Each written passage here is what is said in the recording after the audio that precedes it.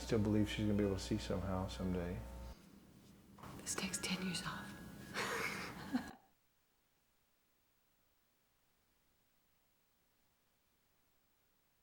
See, this is not the right side because it's got this little rubber smudger for eyeliners.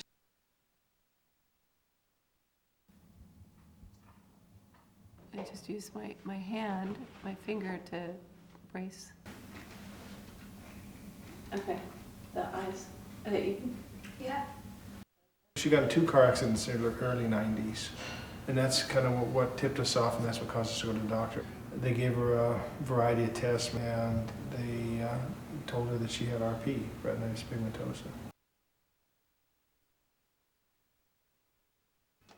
When I left that first appointment, my husband said, you are never going to not drive, you'll just keep going back. And I'm just looking at him like, are you crazy? You know, if I'm going to be totally blind, I'm not going to be driving. That's the biggest thing for all these folks, that giving up of the driving, because this is a car town. We kind of wonder what it'd be like to have a mom with regular eyesight. Like, I asked my friends, how do they have a mom that can drive them places? It'd feel kind of weird. I have one in college. She's 19. And then a senior in high school, and a freshman in high school, and a 7th grader. She doesn't behave handicapped. Like, it doesn't stop her from doing anything that anyone who could see would do. You know, like my daughter, I wanted to get a Coke when we were on our way somewhere. And she said, no, we've been out too long and I don't want to do that. But I did tell her that was when she made me feel handicapped. Not that she needed to drive me, but that she wouldn't allow me to choose what I wanted and to help me just get it. Drive-through? Yeah. Okay. Yes. Okay, do you know what this is? Is that a 10? It is. Okay. Are these 20s? I know in my wallet this is a 5. If I got a 10, I fold like this. But a 1, I leave just flat because I don't want a whole lot of 1s. So then I know between them. And a 20, I have 20s here, and I fold them the same way I do 5s, but I put them in a separate section in my wallet, so then I know if there's nothing in there, then I'm broke. Okay. Because I need you to tell me what things are, and the lady in here has worked with me before, so she'll help me. If you're visually impaired, for me anyways, you surround yourself with good people. Because I have friends that will take me grocery shopping. I mean, I can go to the grocery store and someone at the grocery store will help you, but how do you get it home? When you shop with me, it takes twice as long. Because it's like, look at every single item and tell me what price it is and describe what it is. And yeah, so I'm not, maybe that's why people only go once with me. Oh my gosh. Isn't that this cool? This is so neat. Can you Oh, feel Guy. And the top opens? That tambourine is that $8.50 Yeah, I believe it is. Oh, it's only 7. I'm annoyed by shopping, but I don't know any man who's not. So that had nothing to do with it. You know, but it takes even longer to shop now. 11 languages. Oh, okay.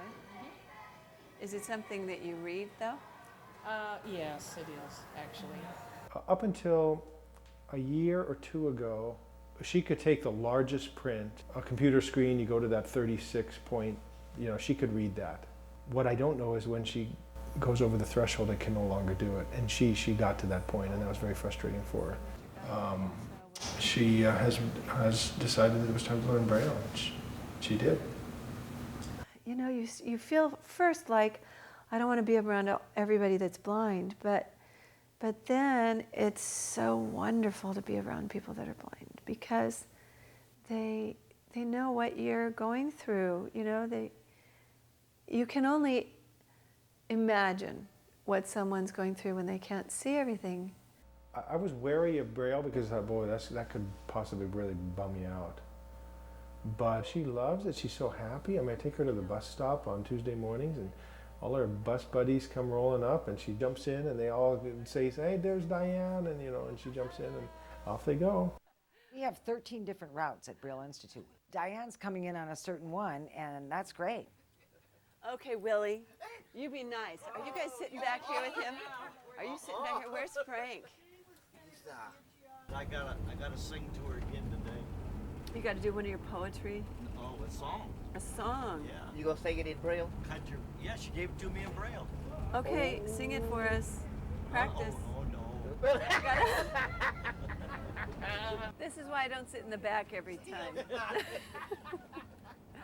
We offer a myriad of services here. We have an educational programs area where we offer over 150 classes.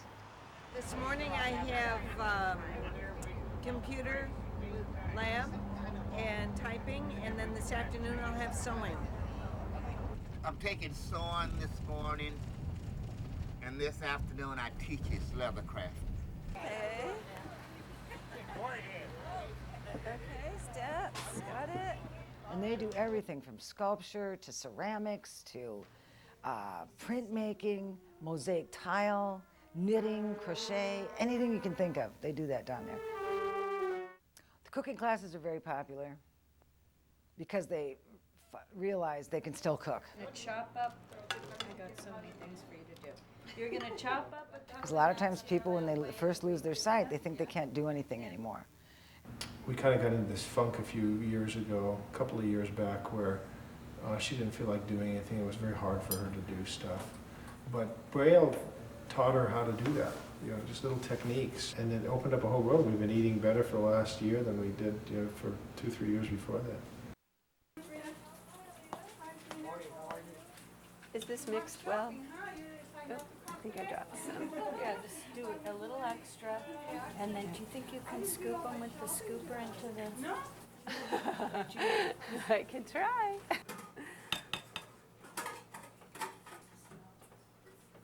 Because sometimes they have measuring cups that have little dots inside.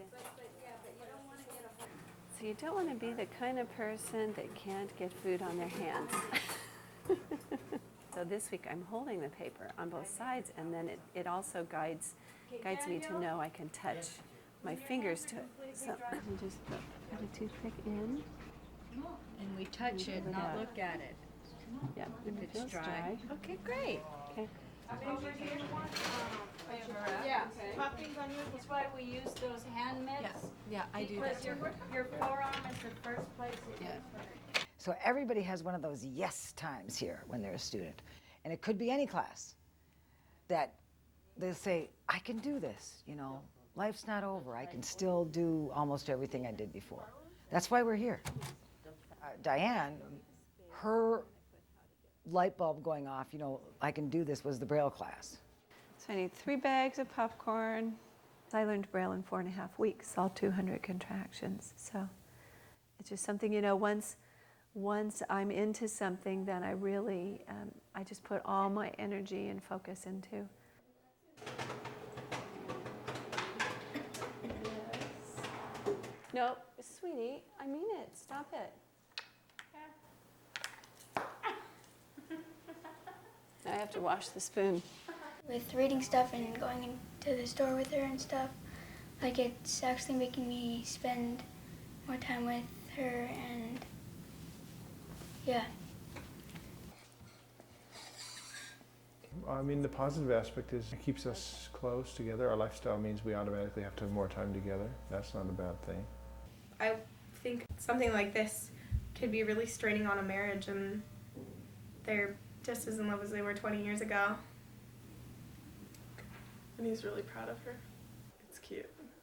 We've traveled more since she's been getting worse, because we're like, uh-oh, you know, we want to see this before she can't anymore, you know. So we've been doing a lot of traveling. There's no postponing that for us. But isn't that a good way to live your life, where you just don't postpone anything?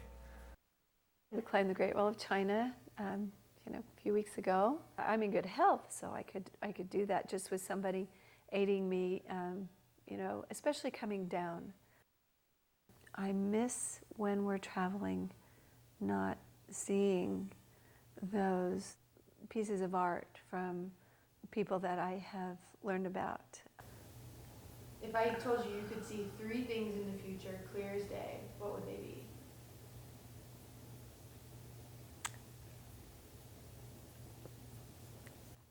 could never choose. I could never choose.